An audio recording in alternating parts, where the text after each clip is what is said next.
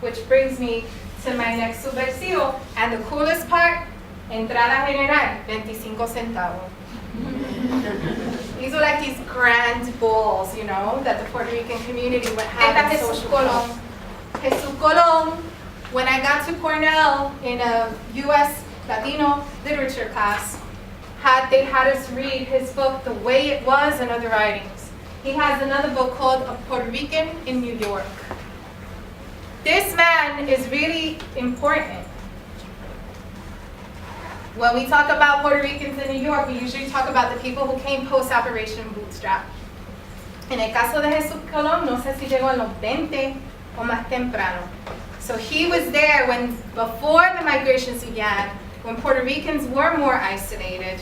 And he writes about the deplorable conditions, the type of work that he had to take. One of his jobs was scratching. He has a very vivid sketch about this. Scratching labels off of glass bottles. And he talks about how he and his brother shared a pair of shoes. So one worked by night, one worked by day. And when one got home, they would switch the shoes and the other one would go out. How the workers would lose their thumbnails from having to scrape off this bottle. And here, like Ruth Reynolds was a gentleman who was also an archivist, who was an incredible writer and journalist. And this was like the crappy work que le tocó a él al principio. He was also a communist. So the reason why I created this file is the cover of El Diario in the 1950s, identifican Boricua como líder rojo in Nueva York, right? The big red scare from back then. And this is Jesus Colón, and I also incorporated this file, this flyer that we just saw. And here is also a whole writing that he did that I found in the Central Archives about his support for Puerto Rican independence. And this is actually a photo of Jesus Colón, which I also need to add, like Arturo Schomburg, was an identified Afro-Puerto Rican and spoke a lot about the need of Puerto Ricans identifying as part of the diaspora and the role of racism and what that did for Puerto Ricans going to New York. ¿Vi una mano o no? And here is that, this is from 1959, this diario cover. Carpeta 1950, this is now not a person, this is more an event. This is referencing los diferentes levantamientos que hubieron. Mucha gente dice en el grito de Jayuya que hubo en octubre del 50, pero la realidad fue que no era tan solo en Jayuya, sino en Utuado, en Río Piedra, en Peñuela. There were various municipios throughout Puerto Rico who actually rose up. You know, a lot of people talk about the Grito de Lares in 1868, and it's okay to talk about because the Grito de Lares was against Spanish rule. But I guess because the Jayuya in 1950 was against US rule, then it's something that doesn't seem to be talked about often, yet it was the first time that the United States military ever dropped a bomb on its own civilians. Because since 1917, Puerto Ricans have been US citizens, and they dropped bombs on the municipio de Utuado. So that's something that's interesting to point out. I chose to paint this image that I found in El Centro. What's awkward about this image? Well, there's a lot of awkward things, but if there's anything that captures you most, like it did for me. There's a child. There's a child. There's a child, and I try to get into the heads of the characters in this image to know, what was this soldier doing? Was he like telling the kids to move? Was he offering his hand to say, come with me, let me get you away from these? The child has his hands on his head, and then what is the child thinking? Like, you know, this was back in the day.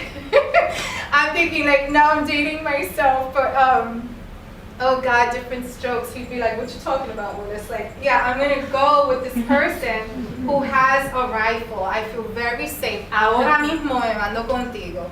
So we have to question these things about history. The other thing we have to consider is that I'm not putting this here to say esto fue un soldado estadounidense. That could be a Puerto Rican soldier.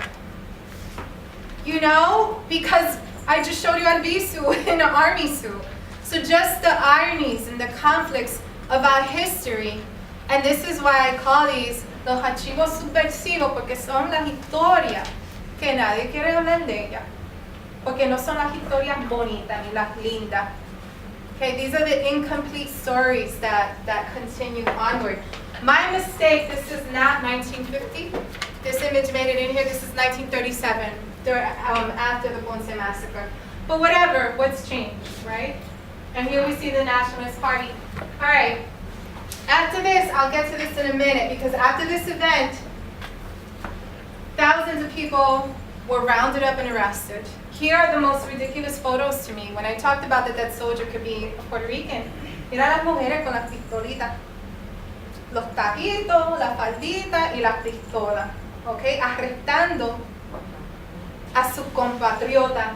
Sabrá Dios si una tiene quizá una sobrinita, una primita en esa fila.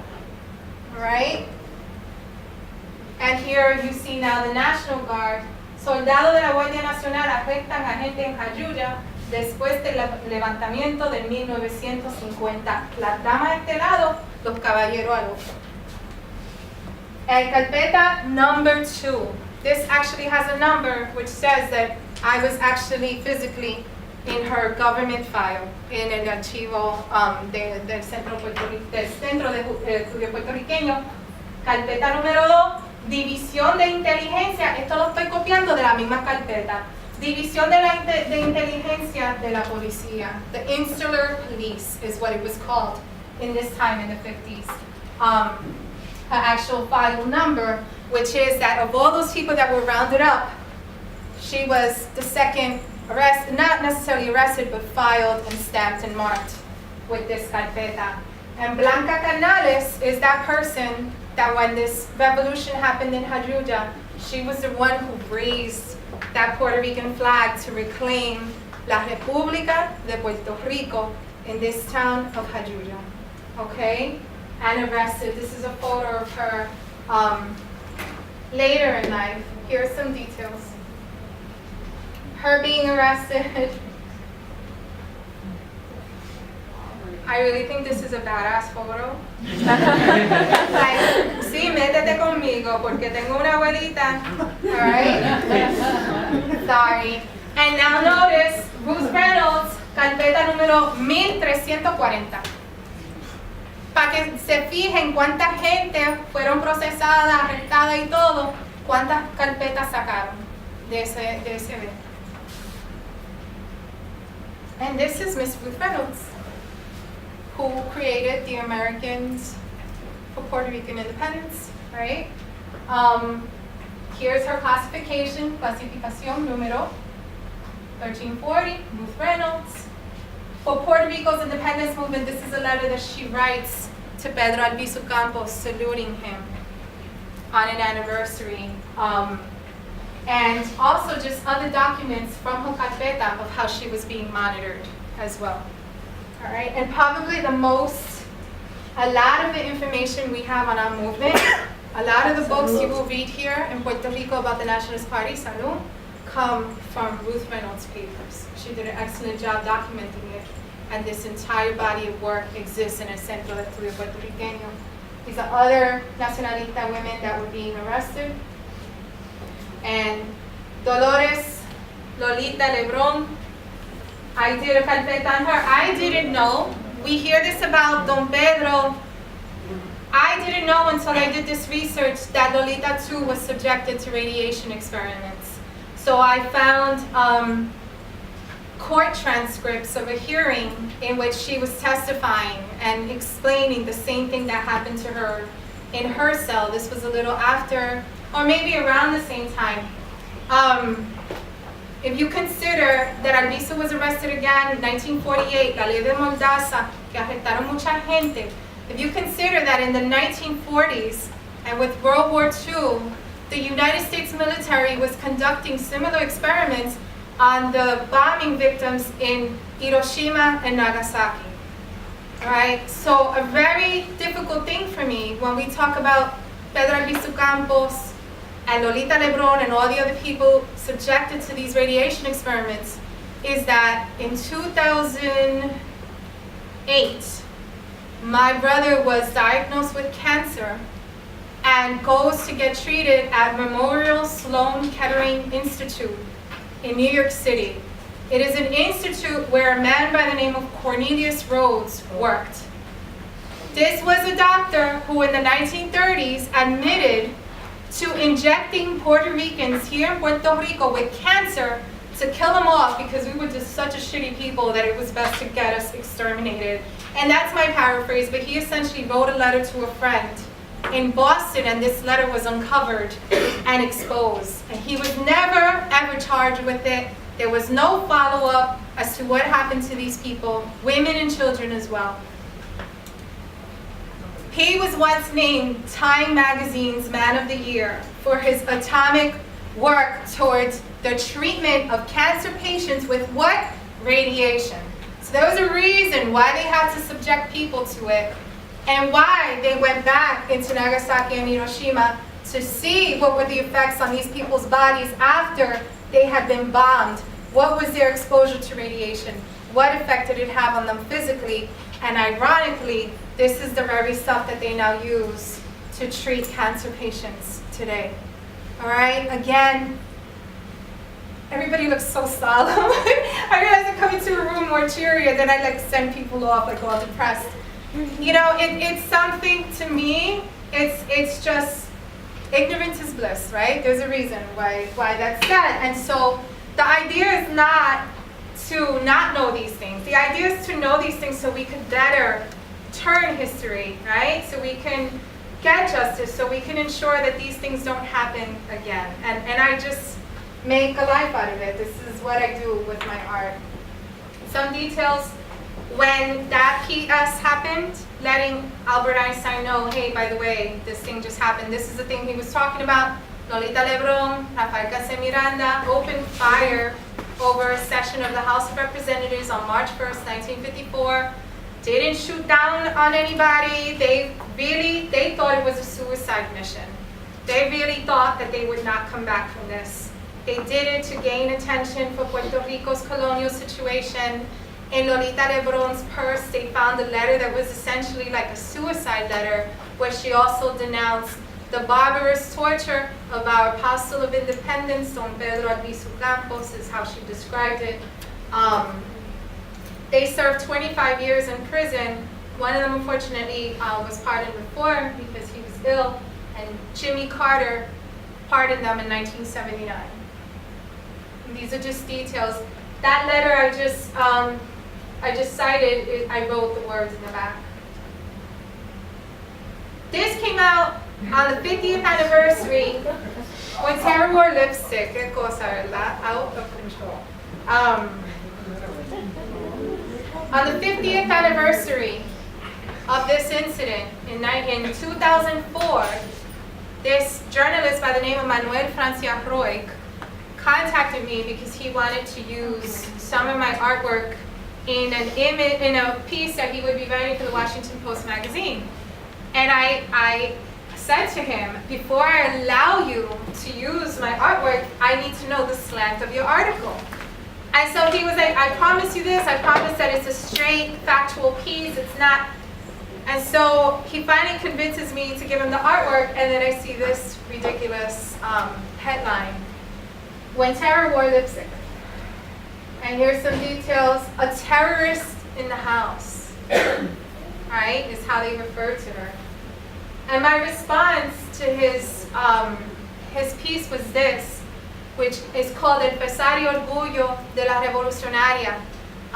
Yes? Why did you choose blue for a background? 2004, around that time, first of all, blue has always been my favorite color to work with since high school, but around that time, I used to use blue and yellow a lot, which was a natural response to me as references to Yemaya Yoshun, the sister Orishas, the Orishas like in the Yoruba spiritual tradition, marking women, marking fertility, marking motherhood and nurturing.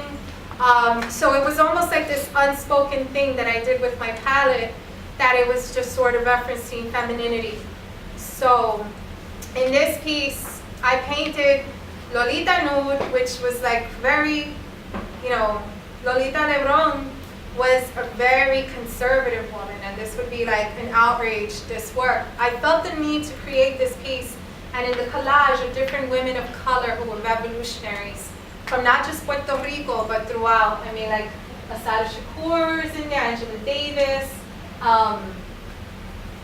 and I do have other Puerto Rican women, like I'm looking at Luisa Capetillo, ¿quién más tenemos? Mariana Bracetti.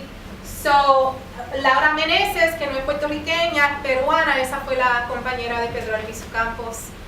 And so, you have a question? Yeah. What was the reaction when you made this painting? The reaction was, a lot of people love this piece in New York. People really responded well to this piece. Here, I once did an exhibition with Leticia Pagan, the former political prisoner, organized in New York, and she I also gave her a gift of a print, and she was afraid to put it up, because she was like, look, I see Lolita Lebron, and she comments on my shirt being too low. So she was just really like nervous about the piece, and I understand that. And so the reason why I painted it in the way that I did is that ever since college, I was reading about accounts where the female Puerto Rican political prisoners in cavity searches that are very usual and typical in the prison system, that's a different thing for women. You know, it's not just a cavity search or a strip search, it's also an opportunity for violating women. And these events did happen to these women over and over again. And so the other thing that most pissed me off about that article, the terrors, you know, a terror wore lipstick, is that the writer did a Q&A, like a chat, after the fact.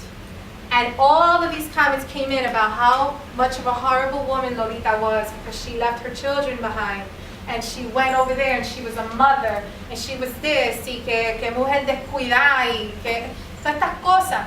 And I just realized, like, nobody talks about Albizu's kids.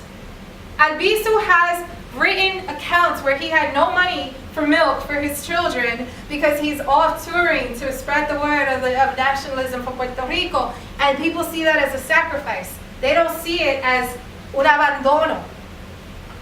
Nobody questioned what happened with Malcolm X's kids. Malcolm X was known for being a great husband and father, but in the things that he did and in the travel that he did, no one ever cites that. So there is a double standard applying to women revolutionaries. So I had written a paper as a student about female political prisoners and how their sites were used as spaces of further political containment. So from that paper that I wrote in '96, I got this sense of women's bodies as their holding cells, right? Our skin, our flesh becomes our bars as per the way society would have it. And that's how this piece came about. Carpeta Richie Paris, we're fast forwarding to the, you know, this is the 70s. Richie Paris was a Young Lords Party member. Everyone familiar with the Young Lords? Yeah. In New York City, actually they started in Chicago and then New York City. Yes. Yeah. Respecto a Lolita, have you, like, I don't know what, like, si han decidido hacer algo en contra de lo que escribió la persona que escribió que es the terrorist or terror. Nunca escribí nada, pero ese cuadro lo hice como mi respuesta a eso, que no sé si quizá era una respuesta más personal. O sea, que no me tocó a discutir, yo sí le escribí una carta a él personalmente, pero de publicar algo o no. Lo que hice fue que eso está mencionado en el website mío, yo puse el artículo de él, puse como que mis reacciones y más ese cuadro. Pero no sé, y la otra cosa es que es una pregunta interesante, porque por el hecho de que yo pinto lo que pinto y ustedes, los que estén estudiando y escribiendo, que tenemos que tener en mente siempre quién se encarga de decir y contar y documentar y divulgar nuestra historia. Porque cuando lo dejamos a otro, quizá le cambian unas cosas, quizá lo pintan de una manera mucho más negativa o le meten eso de la vergüenza, y tenemos que estar más claros de esa responsabilidad que nos toca a nosotros No importa lo que ustedes hagan. Especialmente ahora con el internet, con los blogs, con Facebook. O sea, le da la oportunidad a cualquier persona en cualquier momento a decir o compartir algo, aunque sea una opinión, lo que sea, sobre tu experiencia. Pero muchas veces hay gente que son tan frescos que quieren decirte a ti misma de tu experiencia. Y muchas veces hasta como mujeres no los hacen. Okay, so it's like people telling you, there's even that expression, don't make me tell you about yourself, right? Like, who the hell can tell me about myself when this is an experience that I've lived? So we have to consider that. We have to consider who writes our stories, who tells our stories. Is this the class that's been doing the interviews? Yeah. Right? So that experience. But we have a lot of guests here today. That's fine, and thank you for the people that have come as guests. But for the folks that are in this class and have gone and done these interviews, you don't have to believe in what they did. You don't have to want to be a political prisoner. Who the hell, they didn't want to be political prisoners. But it's giving someone the dignity and the integrity to sit down and let them tell their story from their mouth. And listening. Not judging, not inserting, but this one said, y Mangano dijo, y Sutano y Titi Chávez dijo, que Albizu Campo era muy malo. No, it's giving people the dignity to represent themselves. And then you draw the inference from their soul, from their human soul, not their Puerto Rican propaganda, but from their human soul. And I just hope, I know, forget it, I know that that experience that you guys have had is going to carry a long way. But now I have to fast forward and wrap it up. So I'm sorry, and there's like, it's raining, un aguacero de madre right here outside. Okay, Richie Perez was a Young Lords Party member. This is a group of kids and students. I know Young Lord members that dropped out of Harvard to take a position in the Young Lords Party, who were doing these incredible actions similar to the Black Panther Party. Things like garbage protests. They wouldn't pick up garbage in El Barrio, and so they picked up the garbage, put it in the middle of Fifth Avenue, set it on fire, and blocked the buses. There was no traffic, no one who could go up and down Fifth Avenue to get the city of New York to recognize what was happening. Free breakfast programs, free vaccinations and detox programs, all of these different programs that they had. They took over a church in East Harlem and called it the People's Church, where they ran these social service programs for the community. Richie Perez passed in 2004 from cancer and donated his papers to El Centro de Estudio Puertorriqueño, and that's where I was able to find the same files that the Insular Police was keeping here. I found NYPD memos saying, Richie Perez on such and such day attended a mobilization at the United Nations, and this es la misma cosa, okay? These were some of the demands, okay? Immediate funds to complete the building of and fully staff the new Lincoln Hospital. This is a hospital in the Bronx that serves Puerto Ricans. This is actually a protest at Lincoln Hospital. Liberate Puerto Rico now. So we could see the connections across the diaspora, right? Hadruya took place here, or the levantamiento all throughout Puerto Rico in 1950, y aquí, 20 years later, 1970, on October 30th, 1970, the above person and or organization participated in a demonstration at Dag Hammarskjöld Plaza, sponsored by the Young Lords Party and various militant Latin groups. The purpose of this demonstration was to protest the so-called American colonization of Puerto Rico and to demand the immediate release. Approximately only, I think it says 2,500 participants, no incidents or arrests. And so this is how they just kept track of these folks. This is me with Richie Perez's compañera Marta Laureano, who made the whole transfer of the papers. Victor Herena, the last that I focus on here are the political prisoners with the macheteros.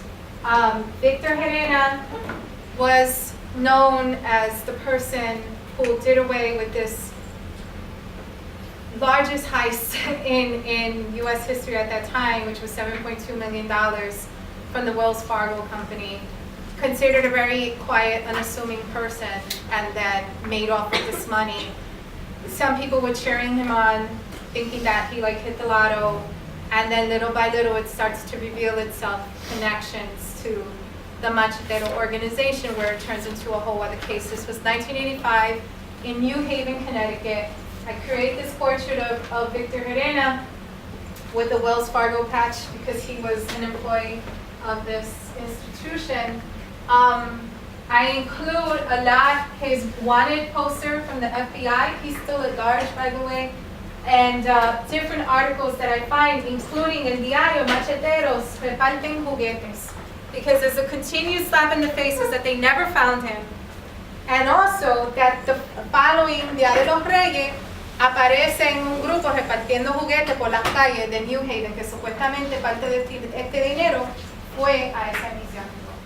So when I was at the Bohemia para la Jornada Filiberto Ojeda Ríos, where actually the work that Yasmi is going to show us soon was sold that evening, one of the ex-political prisoners comes up, but it's one who I don't know, and he had received some of this money to buy kids in the Bronx.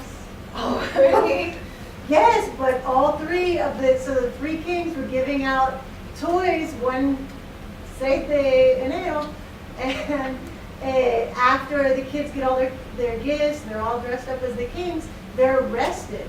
They realize that it's the money from the Wells Fargo, and they're all three of the three kings are taken away in prison. So he was one of the ex-political prisoners, but he was explaining that he was also arrested, I guess, at the same evening as Filiberto Ojeda Ríos, that he spent time with him in prison, but he was one of the three kings who was arrested. Pero él me dijo que fue el Bronx en este caso. It's possible. I know New Haven is where everything happened, but I mean, it just spread. You know, the reach was far with the organization. Then here's Victor Herna, his wanted poster by the FBI: bank robbery, interstate flight, armed robbery, death from interstate shipment. Here's that photo of three kings, un rey mago, en los estados decimos un tro. I know here we go back and forth between tro and camión, but literally on a truck giving out toys to children. And then that brings me to Carpeta Filiberto Ojeda Ríos, Ejército Popular Boricua Los Macheteros, que fue la organización que dirigió Filiberto. Aquí tengo otra vez guante para el FBI, Filiberto Ojeda, el logo de los macheteros, esta imagen también. Referencia que fue entrenado en Cuba. Lo que pasó fue, como sabemos, que en el 2005, no, let's go back. En el 90, él se metió al clandestinaje, se escapó. He didn't escape, he had, what do they call it, grillete, that's the word, right? Que se lo quitó y se desapareció. ¿Quién en el mundo se deshace de esa cosa? No se sabe, pero lo hizo Filiberto. Filiberto para mí era como Elvis, porque se veía arte que decía, ¿dónde está Filiberto? Filiberto está en el corazón del pueblo. I bought a thing like that in Philly. Siempre se hacían referencia a Filiberto, pero supuestamente nadie sabía dónde estaba Filiberto. Pero lo interesante es que de vez en cuando te tiraba un artículo o una entrevista en una revista, en un periódico, hasta por la televisión.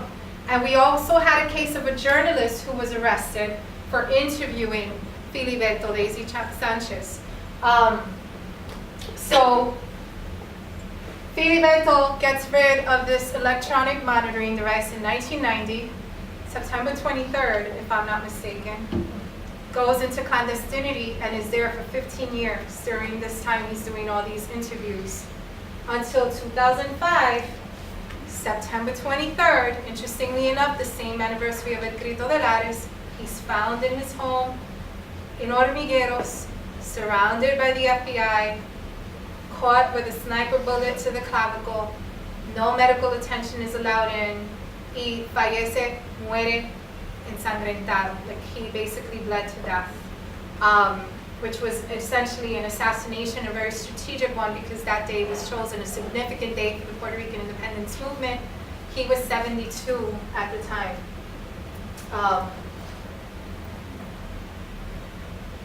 Other images that I painted from this time, these are mostly the folks that were released in 1999. When I painted this, Oscar, who's still in there, Aide Beltran and Carlos Alberto Torres have since been released since I painted this. But everyone had 2 dates, the year they were arrested, the year of their release, except the 3 above. I haven't changed it because I just want to mark it in that time of 2007. Also painted in burlap. A lot of these folks will be at the conference. Ricardo Jimenez, Elisa Escobar is doing the exhibition on Thursday. Is Luis Rosa participating? Luis Rosa, Ida Luz Rodriguez, or Adolfo Matos was the one who kind of came up with the idea for the conference, correct? Alberto Rodriguez will be here, so this is just a number of people who will participate. Just images from their campaign. This is a very cutesy, this is like my cute photo. This is actually Antonio Camacho Negron next to his image. This was in an exhibition in New York City.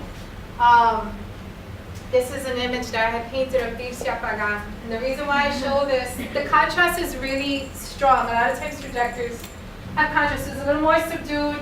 I painted it to look like the sea and the sky behind Dircia's house, because I once hung out with her when we were floating in the ocean. Y eso me impactó, de que como una mujer pudo estar encarcelada por 20 años y ahora estoy yo viéndola flotando libremente en el mar. O sea, para ir a la playa para nosotros es gran cosa. Uno se siente liberado, se siente como más, no sé, sano, ¿no? Imagínate esa experiencia para una persona que estuvo encarcelada 20 años, que ella hasta me habló de cómo hacían grilled cheese con una plancha, las cosas que se tenían que hacer ahí adentro. Okay, there's a shell for each year, and I included a quote of hers, which is an amazing quote. I walked into prison a free woman, and I came out definitely as free as a woman could be. El cuadro se llama Querer ser libre, que es un quote de Betances. And that brings us to Oscar, who is now in his 35th year, all right, entering his 35th year as a political prisoner, the longest political prisoner in the world. Puerto Rico's political status is that of a colony. It is an irrefutable truth for everyone who loves justice, freedom, and truth. I'm going to stop here because I had a slide in the piece so we can just show it. What you're seeing is basically the painting that was used on the promotion of the conference. And you get to see it in person as a sneak peek.